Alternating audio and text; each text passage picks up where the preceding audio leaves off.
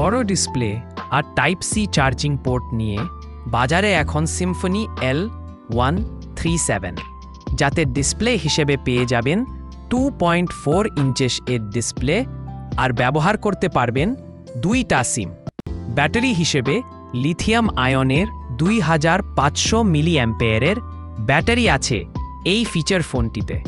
Button ফোনটিতে feature হিসেবে আছে wireless FM radio, Bluetooth, loud speaker, call blocking, call recording, digital camera, sound recorder পেয়ে যাবেন, 3.5 mm এর হেডফোন জ্যাক, সাথে 1000 নাম্বার সেভ করতে পারবেন ফোনটিতে, আর 16 GB পর্যন্ত মাইক্রো SD কার্ড ব্যবহার করতে পারবেন।